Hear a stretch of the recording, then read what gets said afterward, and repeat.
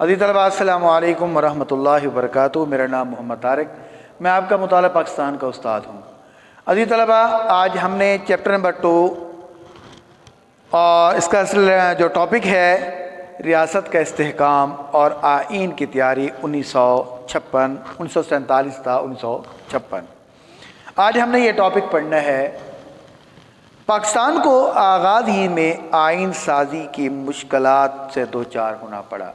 دیکھیں بیٹا عزیز طلباء، جب پاکستان قائم ہوا، تقسیم آزادی ہند منظور ہوا، اس کے بعد اور اصولی طور پر گورنمنٹ آف برطانیہ نے برصغیر کو 2 حصوں میں تقسیم کرنے کا فیصلہ کر لیا، تو انڈیا نے جو ہندوستان گاندھی اور اس کی جو ٹیم تھی، انہوں نے اپنے آزادی سے قبل ہی اپنا آئین جو تھا وہ مرتب کر لیا تھا، اور ان کے پاس کچھ جو انگریزی قوانین تھے ان کے اوپر عمل درآمد کیا گیا، اور اس کے علاوہ کچھ اس کے اندر ترامیم کر کے انہوں نے بھی اپنا آئین بنا لیا تھا۔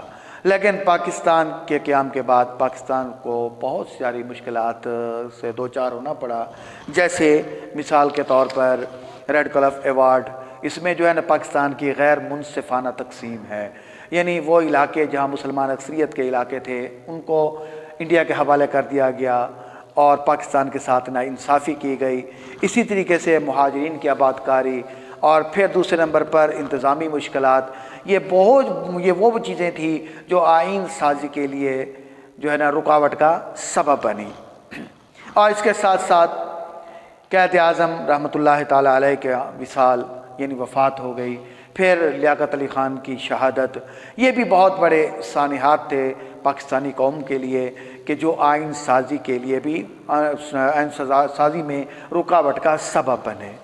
پھر بھی عظیم مملکت، یہ جو مملکت خداداد ہے، یہ بھی پھر بھی اللہ تعالیٰ نے، کیونکہ کلمے کے نام پر حاصل کی گئی تھی، لا الہ الا اللہ محمد رسول اللہ کے نام پر حاصل کی گئی تھی، تو اس کا سلسلہ چلتا رہا۔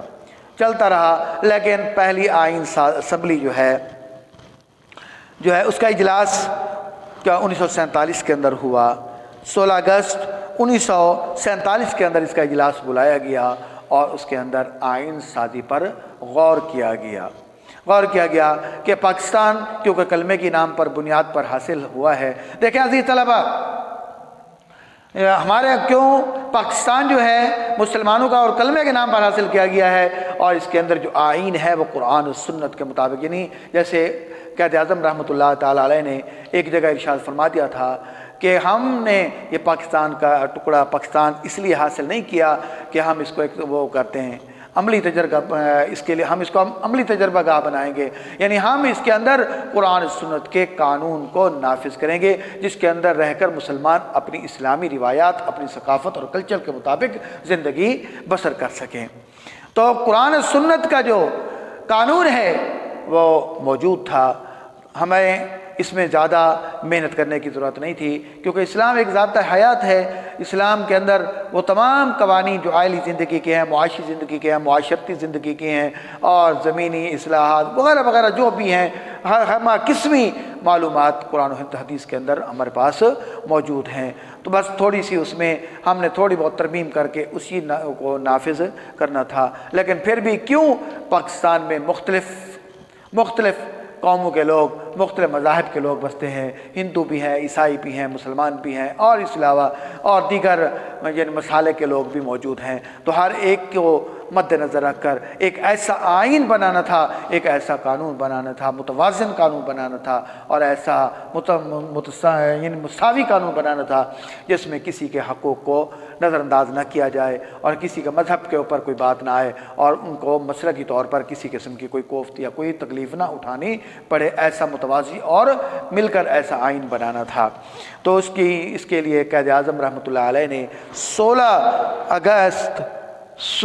10 اگست 1947 کو جو ہے ایک آئین ساز اسمبلی کے تحت، عبوری آئین کے تحت ایک اسمبلی کا اجلاس بلایا، اور جس کے اندر یعنی آئین سازی کے مراحل کو طے کیا گیا کہ پاکستان کے لیے ایک الگ آئین ہونا چاہیے۔ تو یوں دیکھیں عزیز طلباء، میں نے آپ کو پہلے بتایا تو یہ مشکلات تو تھیں پاکستان کے قیام کے بعد، لیکن پھر بھی مسلمانوں نے اور پاکستان کے جو وہ تھے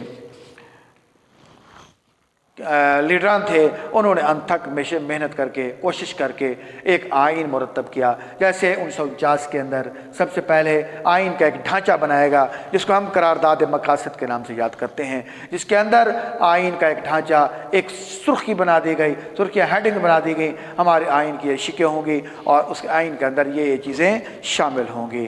پھر اس کے بعد 1956 کا آئین بنا. 23 مارچ 1956 کے اندر اس آئین کو نافذ کیا گیا. لیکن ابتدائی طور پر پاکستان میں جو نافذ کیا گیا آئین وہ تھا گورنمنٹ آف انڈیا ایکٹ 1935 میں. جو گورنمنٹ آف انڈیا ایکٹ ہے 1935 کے اندر ایک ایکٹ بنایا گیا تھا, اس میں کچھ ترامیم کر کے قیام پاکستان کے بعد اسی 1935 کے ایکٹ کو نافذ کر دیا گیا, اس ملک کے اندر نافذ کر دیا گیا. اور اسی کے تحت 1956 تک, جب تک 1956 کا آئین نہیں بنا, اسی کے مطابق ہمارے عدالتی فیصلے, ہمارے حکومتی معاملات چلتے رہے.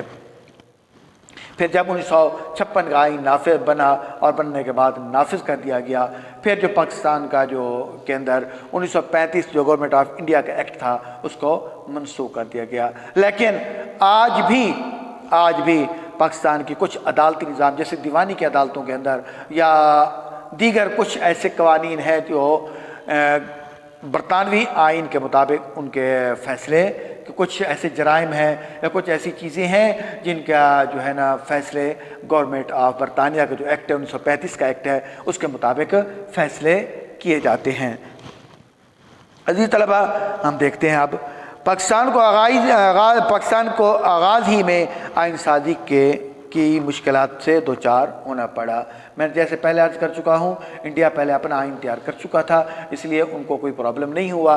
لیکن پاکستان نے کیونکہ اس پر ورک نہیں کیا, یہ آزادی کے اصول میں تھے, اس لیے جب پاکستان کا قیام عمل میں آیا تو سب سے پہلے انہوں نے گورنمنٹ آف انڈیا ایکٹ جو 1935 کا ہے اس میں کچھ ترامیم کر کے, یہ تبدیلیاں کر کے اس کو پاکستان کے اندر نافذ کر دیا گیا. تو قیام پاکستان کے وقت حکومتی امور چلانے کے لیے کوئی آئین موجود نہ تھا. میں پہلے عرض کر چکا ہوں کہ اگر آئین سازی پر ورک کیا جاتا تو آئین بن چکا ہوتا اور قیام پاکستان. اور میں پہلے عرض کر چکا ہوں کیونکہ آئین جو ہے قرآن سنت کی روشنی میں ہمارے پاس موجود تھا, قرآن کی صورت میں, احادیث کی صورت میں ہمارے پاس آئین موجود تھا, اس لیے ہمیں اس پر اتنا ورک کرنے کی ضرورت نہ تھی اور اتنا ورک نہ کرنے کی ضرورت پڑتی.